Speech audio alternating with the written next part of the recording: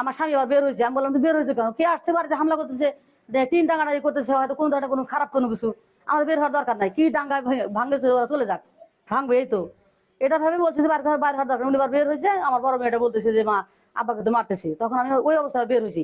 আমার ভাইস্তা আমাকে ধর্ষণে একটা অবস্থান করছে, আমার ভাইস্তা রক্তের ভাইস্তা, ও আমাকে টানে ধরে এখানে আমার ইটের উপরে ইয়া করছে।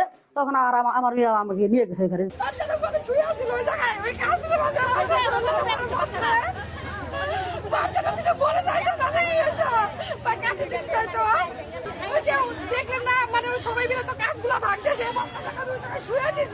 মানববন্ধন হচ্ছিল, ওদের মানববন্ধন ওরা করবে, আমরা কোনো বাধাও দেয়নি, ওদেরকে কিছু বলিনি।